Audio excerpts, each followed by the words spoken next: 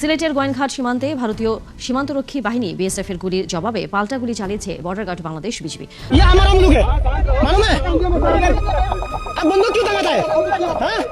আবার উত্তপ্ত ভারত বাংলাদেশ সীমান্ত। এবার সিলেট সীমান্তে আকস্মিক গুলি ছুড়েছে ভারতীয় সীমান্তরক্ষী বাহিনী বিএসএফ। তবে গুলি ছুড়ে পার পায়নি তারা। হামলার জবাবে তাৎক্ষণিক পাল্টা গুলি চালিয়েছে বর্ডার গার্ড বাংলাদেশ। বিজিবির কড়া ও দৃঢ় প্রতিরোধে দ্রুতই নিয়ন্ত্রণে আসে পরিস্থিতি। ভারতের বুকে কাঁপন ধরাচ্ছেন প্রধানমন্ত্রী তারেক রহমান। তার এক একটা সিদ্ধান্তে ঘুম হারাম দিল্লির দাদাবাবুদের, কারণ বাংলাদেশ এখন আর কাউকে ভয় পায় না। ক্ষমতায় এসেই প্রতিরক্ষা খাতে বড় চমক দেখাচ্ছেন Tarique Rahman. Bangladesh always regard India as a good friend, but that friendship should be with like respect each other. It's not that dominating to each other, with respect, and that relation should be people to people relation rather than person to person. Thank you. বাটি গরুর গোশত খেয়ে কোরবানির নিষেধাজ্ঞা তুলে নিলেন শুভেন্দু।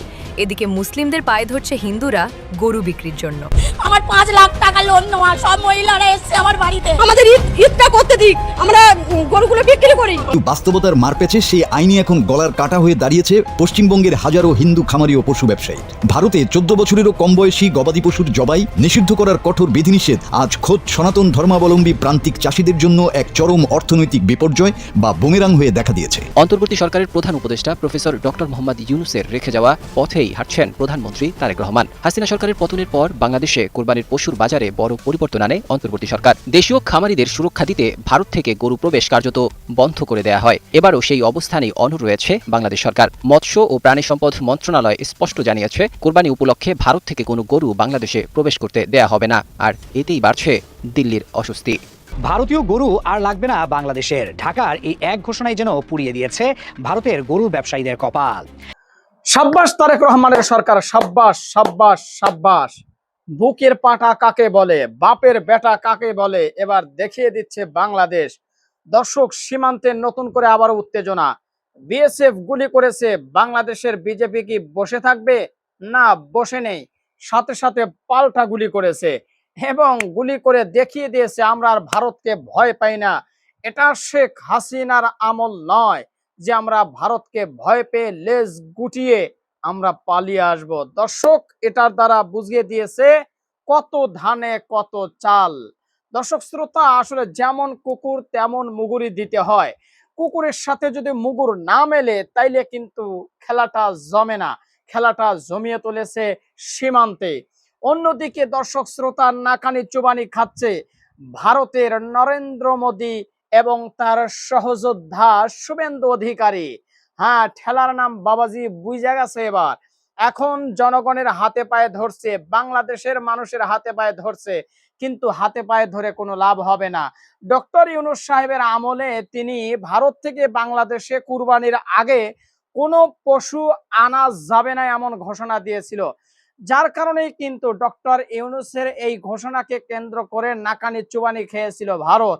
ঠিক একই পথে হাঁটছে বর্তমান আমাদের জনাব তারেক রহমানের সরকার, বিএনপি সরকার। ঠিক একই ঘোষণা দিয়েছে, দাদা বাবুদের দেশ থেকে কোনো প্রকার পশু এই বাংলাদেশে আনা যাবে না। অন্যদিকে দেখেন, ভারতে বলা হচ্ছে 14 বছরের নিচে একটা গরু বিক্রি করা নিষিদ্ধ। আসলে মাথায় যাদের গোবর খাইলে, গরুর চোনা খাইলে, গরুর প্রস্রাব খাইলে এর চাইতে ভালো বুদ্ধি আর কারো মাথায় আসতে পারে না। তারা বলতেছে 14 বছরের নিচে কোনো গো পশু বিক্রি করা হবে না।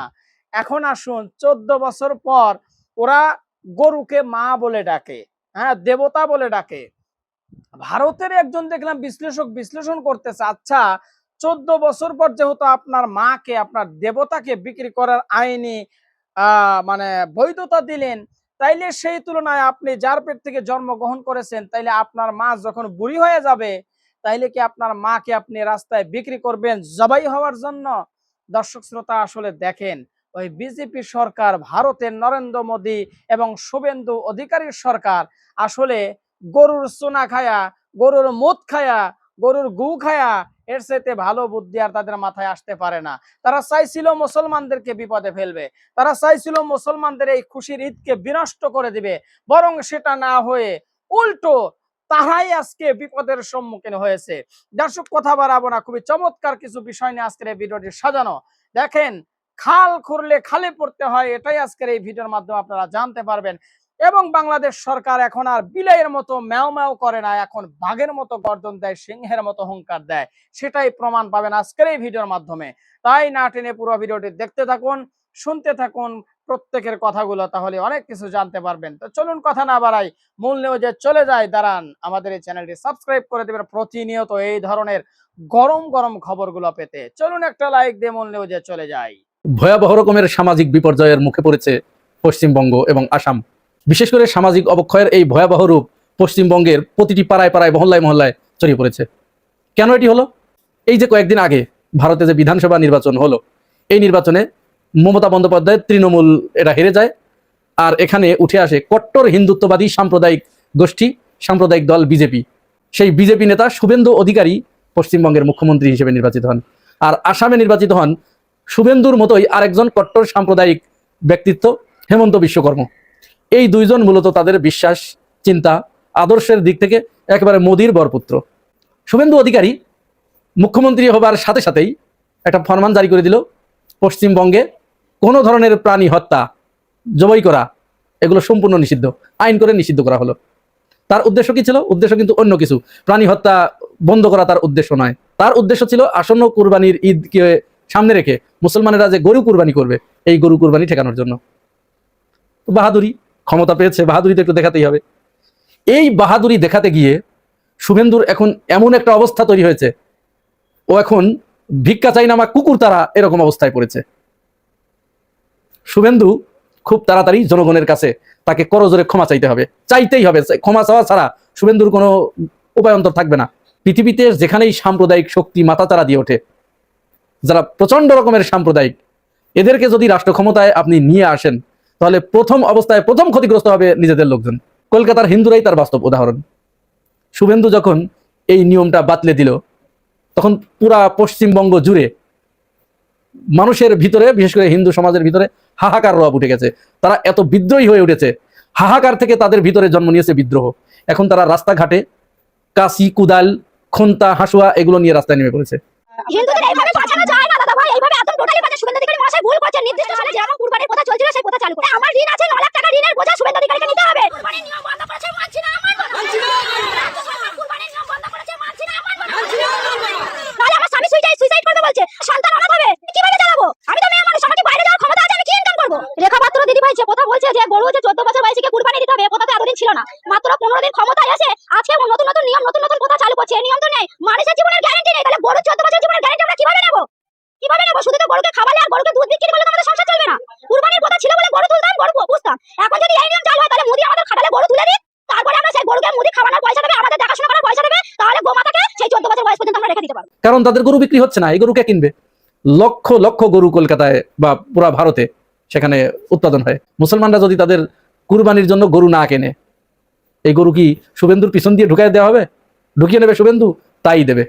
কারণ আজ কয়েকদিন ধরে যেটা দেখছি, পশ্চিমবঙ্গের হিন্দুরা যারা গরুর ব্যবসা করেই তাদের সংসার পরিচালনা করে, জীবিকা নির্বাহ করে, তাদের ভবিষ্যৎ প্রজন্মদেরকে তারা সামনের দিকে এগিয়ে নিয়ে যায়, স্বপ্ন দেখায়, এই গরুর ব্যবসা করে। এবং তারা এই ব্যবসা বংশ পরম্পরায় করে আসছে। কেউ 50 বছর, 60 বছর, 70 বছর পর্যন্ত এই ব্যবসা করছে। কেউ বলছে আমার দাদা করেছে, আমার বাবা করছে, এখন আমি করছি। হঠাৎ করে আপনি একটা আইন বাতলায় দিলেন, পাশার ভিতরে কুরকুরি উঠছিল। তবে এখানে কলকাতার যে হিন্দু সম্প্রদায় আছে, যারা আপনাদের এই যে অবস্থা, আপনারা এখন হাহাকার করছেন, আপনারাও কম দায়ী নন। কারণ শুভেন্দুর মতো একজন কট্টর সাম্প্রদায়িক ব্যক্তি, আপনারা জানতেন, তাকে চিনতেন, যে সে এত বড় কট্টর, এত বড় সাম্প্রদায়িক, যে সে তার সম্প্রদায় ছাড়া অন্য কোনো কিছু বোঝে না। সে অন্য জাতের, বিশেষ করে মুসলমানদের, সে এখান থেকে তাড়িয়ে দিতে চায়। তো আপনাদের কি এই চিন্তা করা উচিত ছিল না যে মুসলমানেরা যদি এখানে না থাকে, তাহলে আপনাদের তো এর সাথে অনেক কিছু জড়িত। একটা সম্প্রদায়, কোনো একটা সম্প্রদায় কি পাশাপাশি যারা বসবাস করে, তারা কি একজন ছাড়া আরেকজন চলতে পারে? পারে না তো।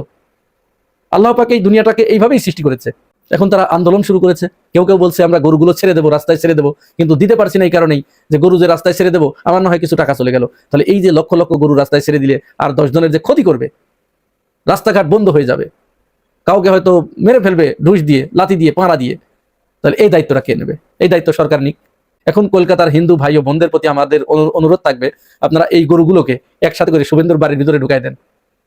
ওর বাড়ির ভিতরে গরুগুলো ঢুকে যাক, আর গরুগুলো ওর পিছন দিয়ে, শুভেন্দুর পিছন দিয়ে শিং ঢুকায় দিয়ে সামনে খাড়া করে রাখবে। এবার আপনারা গিয়ে শুভেন্দুর দুই পাশার যে দুইটা সাইজ আছে ওই দুই জায়গায় দুইটা শিং ঢুকায় দিয়ে আপনারা ওর পিছনে পিছনে হেঁটে বেড়াবেন। গরু শুভেন্দুকে শিঙে করে নিয়ে ঘুরে বেড়াবে, ওর পাশা দিয়ে রক্ত পড়বে, আপনারা ওই রক্ত দিয়ে তখন অন্য কিছু করেন। এরকম নিকৃষ্ট মানের লোককে আপনারা কি করে আপনাদের ক্ষমতায় আনলেন এটি আসলে আমাদের বুঝে আসে না। এত বড় সাম্প্রদায়িক, আবার এই সাম্প্রদায়িক শক্তি ক্ষমতায় আসার পরে আমাদের বাংলাদেশের কিছু কিছু বিএনপির সুশান্ত নামে একজন আছে, সে সেখানে অভিনন্দন জানাইছে। আরে বেটা, তুই অভিনন্দন জানাইছিস, তুই জানিস না শুভেন্দু কি? তুমি এখানে বাংলাদেশের জামাত ইসলাম ক্ষমতায় আসলে বা তাদেরকে ভোট দিতে তুমি নিষেধ করো, যেখানে সাম্প্রদায়িক শক্তি, জামাতকে সাম্প্রদায়িক শক্তি বলো, এইখানে তোমার সমস্যা আর ওইখানে তোমার সমস্যা নাই না? এগুলো পুরাটাই ধান্দাবাজি, পুরাটা ধান্দাবাজি। সাম্প্রদায়িকতা ভারতে এমন ভাবে ছড়িয়ে পড়েছে, আপনারা দেখেছেন সবাই, যে এইখানে শুভেন্দু ক্ষমতায় আসার পরে অন্তত 40টি মুসলিম পরিবারে অগ্নিসংযোগ করা হয়েছে, তাদের দোকানপাটে হামলা করা হয়েছে, তাদেরকে মারধর করা হয়েছে, রাস্তাঘাটে তাদের সেখানে রাস্তাঘাটে নামাজ পড়তে দেওয়া হয় না, মুসলমানরা নামাজ পড়ছে সেখানে গিয়ে লাথি মারা হচ্ছে। এটা বাংলাদেশে কোনোদিন কল্পনা করেছেন? একমাত্র ভারতেই এটা সম্ভব। ওই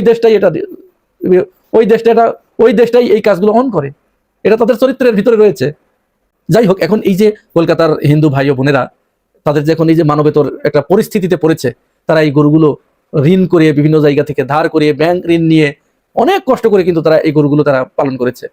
এখন মুসলমানরা তো কুরবানি না হলে, যদি তারা কুরবানি না দিতে পারে তাহলে তো আর এই গরুগুলো কিনবে না। একমাত্র মুসলিম ক্রেতা, মুসলমানরা এই গরুগুলোর ক্রেতা। কলকাতায় কিন্তু 30 কোটির উপরে মুসলমান। তাহলে আপনারা চিন্তা করতে পেরেছেন, এই 30 কোটি, বাংলাদেশেও কিন্তু এত জনগণ নাই, তো এই গরুগুলো কিন্তু সব মুসলমানরাই কিনে তারা কুরবানি করে। তো এখন চিন্তা করেন তো, একটু স্বাভাবিকভাবে চিন্তা করেন তো, যদি এটা এই সুযোগটা না থাকে, বন্ধ করে দিয়েছে অলরেডি, তাহলে কি হবে? এখন সাংবাদিকরা বারবার হিন্দু মা ও বোনদের কাছে যে জিজ্ঞাসা করছে, ভাইদের কাছে, যে এটা তো যদি আপনারা বিক্রি করতে না পারেন কি করবেন? তখন তারা একটাই জবাব দিচ্ছে, আমাদের তো আর কিছু করার নাই, আমাদের আত্মহত্যা করতে হবে। একজন দড়ি হাতে করে নিয়ে ঘুরছে যে আমাদের আত্মহত্যা করা ছাড়া কোনো পথ নেই, কোনো গত্যন্তর নেই। হুট করে আপনি এই নিয়ম বাতলাবেন, আপনি আগে থেকে এটা সময় দিবেন না, তাদের দাবি এটা। সাংবাদিকরা প্রশ্ন করছে যে আপনারা তাকে ভোট দিলেন খুশি হয়ে, বলছে হ্যাঁ খুশি হয়ে ভোট দিয়েছিলাম, তখন তো ভাবি নাই যে সে এই কাজ করবে। সে করুক, কিন্তু সেটা তো সময় দিতে হবে। আবার এখানে শর্ত দিয়ে দিয়েছে যে গরুর বয়স 14 বছর হতে হবে। শুভেন্দুর জন্ম তারিখ কবে? শুভেন্দুর কি জন্ম নিবন্ধন আছে? যেদিন ওর মায়ের পেটের ভিতর থেকে পড়েছিল সেদিন কি ওর মা লিখে রেখেছিল ওই অবস্থায়? ভণ্ড, এগুলো ভণ্ড, ভণ্ড রাজনীতিবিদ এগুলো। যাই হোক, এবার কলকাতার মুসলমানদের প্রতি একটা অনুরোধ, এই শুভেন্দু, এই ভণ্ড, এই প্রতারক, এই শর্ট যেটা করবে, এটা আপনারা একটু শুনে রাখেন। এই যেহেতু হিন্দু সম্প্রদায়ের লোকেরা শুভেন্দুর প্রতি বিরাট ভাজন হয়েছে, হয়তো তারা আন্দোলনে নামবে, গরুগুলো রাস্তায় ছেড়ে দেবে এই বিপদ থেকে রক্ষা পাওয়ার জন্য। আর গরু যে যদি ওর পাশার ভিতর দিয়ে শিং ঢুকায় দেয় তাহলে তো ওর অবস্থা খারাপ হয়ে যাবে। এইটা থেকে বাঁচার জন্য ও একটা কৌশল এখানে অবলম্বন করতে পারে। কলকাতার মুসলমান ভাইরা শুনে রাখেন, ও এখন হয়তো একটা এই শর্তটা শিথিল করতে পারে, যে এই কুরবানি পর্যন্ত এই শর্ত শিথিল করা হলো।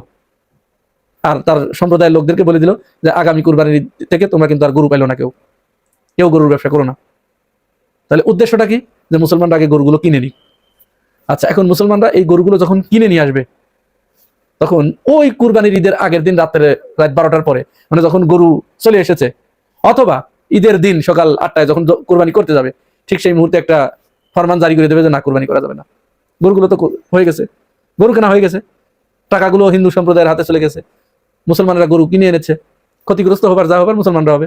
হিন্দু সম্প্রদায়ের লোকেরা টাকা পেয়ে গেল, তাদের ব্যবসা বাণিজ্য সবকিছু তারা দিনাদায়িক সব পরিশোধ হয়ে গেল, তাহলে রক্ষা পেল, হিন্দুরা আন্দোলনে নামবে না। আর মুসলমানেরা তখন এই গরু নিয়ে তারা কি করবে?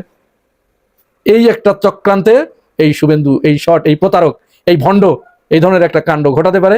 সুতরাং মুসলমানেরা আপনারা যে সিদ্ধান্ত নিয়েছেন ওই সিদ্ধান্তেই অটল থাকেন, আপনারা গরু কুরবানি দিয়েন না, দরকার নাই, আপনাদের কুরবানি করার দরকার নাই। কারণ ওরকম একটা সাম্প্রদায়িক দেশে তো আপনি কুরবানি দিতে গেলে আপনাকে হত্যা করবে, বিন্দু মাত্র দ্বিধা করবে না। ইতিমধ্যে অনেকে ফ্রিজের ভিতরে গরুর গোশত রাখার কারণে এসে পিটিয়ে হত্যা করেছে, সেই দেশ ভারত। সুতরাং আপনারা এই যে কুরবানি করার দরকার নেই আপনাদের, যেখানে আপনাদের সুযোগ নাই, সুবিধা নাই, এটা আপনাদের দরকার কি? জীবন আগে বাঁচান। প্রিয় ভাই বোনেরা, আপনাদের কাছে কি মনে হয়? আমি যেটা বললাম এটা কি যৌক্তিক মনে হয়? হে ভাই, আমার একটা অনুরোধ রাখতে পারবেন? যদি রাখতে পারেন তাহলে আপনাদের কোটি মানুষের মনের বাসনা পূরণ হবে, যা আপনারা বছর বছর, যুগ যুগ, শত বর্ষ ধরে আপনারা লালন করে আসছেন। যদিও আমি প্রতিহিংসা বশত কোনো ধরনের এই কথাটি বলছি না, তবে আমি টিট ফর টেট, মানে হলো ইট মারলে পাটখের খেতে হয়, এটি পূরণ করবার জন্য আপনারা পাল্টা বাণিজ্যিক নিষেধাজ্ঞা দেওয়ার মতো কাজ হবে, যদি আপনারা আপনাদের জায়গা থেকে এই বিষয়টিকে প্রতিপালন করতে পারেন। বেশি কিছু না, আপনারা জানেন যে পশ্চিমবঙ্গে, ভারতের পশ্চিমবঙ্গে পশু জবে হয় এবং পশু কুরবানি নিষিদ্ধ করা হয়েছে। এই গত কিছুদিন আগে যে বিজেপি সরকার আসলো ক্ষমতায় পশ্চিমবঙ্গে, সেখানে তারা মুসলিমদেরকে টার্গেট করে মুসলিমদের বহু কিছুর উপরে আঘাত করা হয়েছে।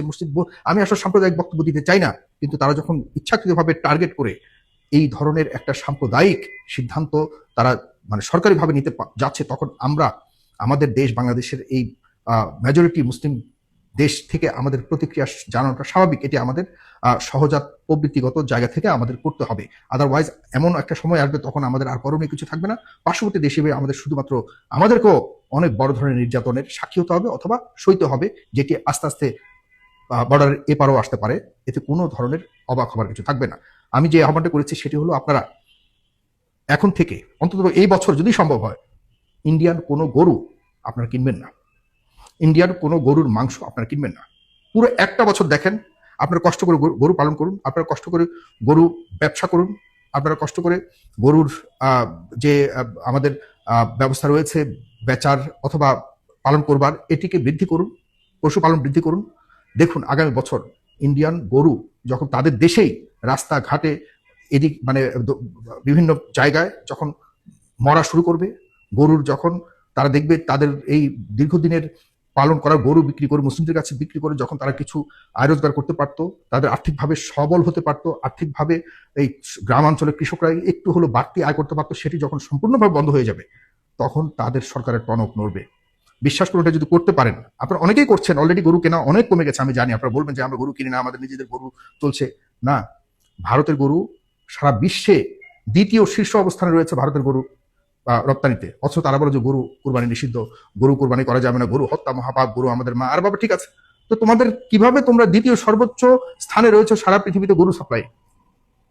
তোমরা এদিকে পশ্চিমবঙ্গ এবং আমাদের যেসব প্রদেশগুলিতে মুসলিমরা বসবাস করে তাদের ধর্মকে তোমরা টার্গেট করছো, যাতে কোনো ধর্ম মানে মুসলিম ধর্মের লোকেরা যাতে তাদের ঈদুল আজহা পালন করতে না পারে। তোমরা ঠিকই তোমার মাকে জবাই করো ঠিকই, আস্তাগফিরুল্লাহ, আমি বলতে চাই না, তোমরা মায়ের মানে মাংস খাও ঠিকই বা মাংস বিক্রি করো, কিন্তু তোমরা স্বীকার করতে চাও না, কারণ তোমাদের মনের মধ্যে এক মুখে আরেক। আমরা এটার জবাব যদি না দেই, আমাদের আসলে কোনো ধর্মীয় জায়গা থেকে না, এটি মুসলিম, যেহেতু আমি তো অস্বীকার করতে পারবো না আমি মুসলিম নই, আমি মুসলিম 100% আমি মুসলিম, কিন্তু আমি অসাম্প্রদায়িক চেতনায় বিশ্বাস করি। যখন সাম্প্রদায়িক কোনো মানে হুমকি আমার সামনে আসবে, তখন আমি অবশ্যই আমি মুসলিমের জায়গা থেকে সর্বোচ্চ প্রতিবাদ করব। এটাই আমার বিশ্বাস, ধর্মীয় বিশ্বাস বলুন অথবা মানবিক বিশ্বাস বলুন। সুতরাং আমাদের আজকে এই বিষয়টি পশ্চিমবঙ্গে রয়েছে, এটি কোন সময় এপারে চলে আসে আমি জানি না। আমাদের এপারে আমরা কোনো ধরনের অসহনশীলতা, ধর্মীয় অশান্তি আমরা বরদাস্ত করবো না, এটা হলো আমাদের পক্ষ থেকে সরাসরি কথা।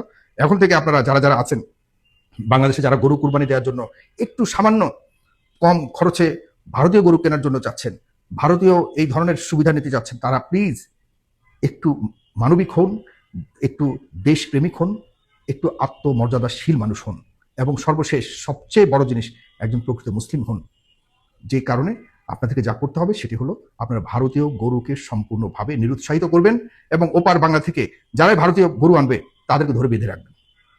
বাঙালি যারা এই পাশে যারা ভারতীয় গরু ব্যবসা করে তাদেরকে যেখানে পাবেন এখানে বেঁধে রাখবেন, বেঁধে রেখে বলবেন যে তুই কখনো ভারতীয় গরু ব্যবসা করবি না, এটাকে বল, নাকে খদ্দে এবং চোখে চোখে রাখবেন। আমাদের মান সম্মানের ব্যাপার হয়ে দাঁড়িয়েছে। সুতরাং তাদের গরু না কিনে তাদেরকেই, তাদের দেশের কৃষকরাই তাদের সরকারকে পেটাতে ধরবে কদিন পর। যদি না হয় আপনারাই আমাকে তখন জবাব দিন। কথাটি রাখবেন, যারা রাখবেন শেয়ার করুন, আর আমার এই কথার সাথে যে একমত হন তাহলে অবশ্যই কমেন্ট বক্সে জানাবেন। দর্শক, একটি গুরুত্বপূর্ণ তথ্য শেয়ার করছি আপনাদের সাথে। গুরুত্বপূর্ণ জায়গা থেকে একটা নিউজ পেলাম যে লুৎফুজ্জামান বাবরকে ফেরত আনা হচ্ছে স্বরাষ্ট্র মন্ত্রণালয়ে, ওনাকে স্বরাষ্ট্রমন্ত্রী করা হবে।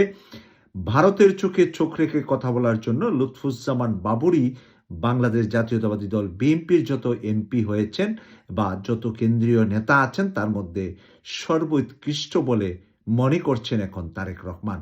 কারণ ওপারে শুভেন্দ্র যেভাবে হুঙ্কার দিচ্ছে বাংলাদেশকে কয়েক মিনিটের ভিতরে দখল করে ফেলবে, অথবা কলকাতার যেই জায়গাগুলোতে এখন কাঁটাতারের বেড়া দেওয়ার জন্য পরিকল্পনা করছে শুভেন্দ্র, এর মোকাবেলার জন্য যথেষ্ট নয় বর্তমান সালাউদ্দিন আহমেদ। তাহলে সালাউদ্দিন আহমেদকে কি করবে? সালাউদ্দিন আহমেদকে রাষ্ট্রপতি করার গুঞ্জন শোনা যাচ্ছে। সালাউদ্দিন আহমেদকে হাতের লাঠি হিসাবে রেখেই তারেক রহমান আনতে চাচ্ছেন লুৎফুজ্জামান বাবরকে স্বরাষ্ট্র মন্ত্রণালয়ের জায়গাটিতে। এখানে দেখানো হবে এটা শূন্য হচ্ছে, কারণ রাষ্ট্রপতি যদি সালাউদ্দিন আহমেদ হয়ে যান। প্রদর্শক, বলা যায় না কার কপালে কোন দিন কোন রাজটিকা লেখা আছে। আপনারই বা ভাগ্যে কি আছে আগামীকাল সকালের সূর্য উদয়ের পরেই অনেকটা আমরা অনেক সময় বুঝে থাকি। তাই যদি লুৎফুজ্জামান বাবর স্বরাষ্ট্রমন্ত্রী হয়, সবচেয়ে বেশি আতঙ্কিত হবে ভারত। ভারতকে এখন আতঙ্কিত করেই আমাদেরকে কাজ করতে হবে। ভারতকে যদি বেশি আমরা তোয়াক্কা করি, তা মানে তুষামুত করি, তাহলে আমাদের সকল দিকে সকল কিছু আটকিয়ে দিচ্ছে ভারত। অর্থনৈতিকভাবে আমাদেরকে স্বাবলম্বী হতে হলে আমাদেরকে চায়নার ধারে যেতে হবে। চায়নাই পারবে অর্থনৈতিকভাবে আমাদেরকে একটি ভালো উন্নত সরকার পরিচালনার সুযোগ করে দিতে। আর ভারত থেকে আমরা এই ধরনের কোনো সুযোগ তো পাই না, বরঞ্চ উল্টো ভারতের নাগরিকরা বাংলাদেশ থেকে রেভিডেন্স হিসাবে ডলারগুলা নিয়ে যাচ্ছে। তাই ভারতের সাথে মোকাবিলা করতে হলে এখন লুৎফুজ্জামান বাবরের কোনো বিকল্প নাই বলে মনে করছেন তারেক রহমান। আপনি কি মনে করছেন দর্শক? তারেক রহমান কি পারবেন লুৎফুজ্জামান বাবরকে ভারতের চোখে চোখ রেখে এনে স্বরাষ্ট্রমন্ত্রী করতে? শুধু লুৎফুজ্জামান বাবরই নয়, আসছেন আমানুল্লাহ আমান, আরও বেশ কিছু তুখুর নেতা মন্ত্রী পরিষদে, যাদেরকে গুরুত্বপূর্ণ দায়িত্ব দেওয়া হবে। অনেক মন্ত্রণালয়ে নতুন নতুন মন্ত্রী দিয়েছেন তারেক রহমান, কিন্তু তাদের পারফরমেন্স এবং তাদের কার্যক্রমে অনেকটাই বিব্রত এখন তারেক রহমান। অনেক জায়গাতেই দেখা যাচ্ছে তাদের অযোগ্যতার সরাসরি পরিচয়, যেখানে যেভাবে মিডিয়ার সামনে যার কথা বলা দরকার সেই কথাগুলোও এমনভাবে বলছেন যে সরকারের জন্য লজ্জা বা অপমানের বা অযোগ্যতার পরিচয় বহন করে। সেদিক থেকে চিন্তা করে পুরাতন যাদেরকে বসিয়ে রেখেছিলেন, যাদেরকে মন্ত্রী তৈরি করেননি এবারের সরকারে, তাদের মধ্যে অন্যতম বেশ কয়েকজনকে ফেরত এনে নতুন করে মন্ত্রী পরিষদ গঠন করে নতুনভাবে দেশকে ভারতের সাথে মোকাবেলা করার মতো শক্তিশালী সরকার তৈরির জন্য তারেক রহমানের আপ্রাণ চেষ্টা চলছে বলে সূত্র থেকে জানতে পেরেছি। দর্শক, আশা করি পুরো ভিডিওটি দেখেছেন। এবার অবশ্যই আপনাদের মূল্যবান মতামত জানিয়ে দিবেন, পারলে ভিডিওটি শেয়ার করে সবাই দেখার সুযোগ করে দিবেন। আর আমাদের এই চ্যানেলে নতুন হলে সাবস্ক্রাইব করবেন। যারা ইতিমধ্যে সাবস্ক্রাইব করেছেন সবাইকে ধন্যবাদ জানিয়ে আজকের মতো এখানে বিদায় নিচ্ছি। দেখা হচ্ছে নতুন কোনো ভিডিওতে। সে পর্যন্ত সবাই ভালো থাকবেন, সুস্থ থাকবেন। আল্লাহ হাফেজ।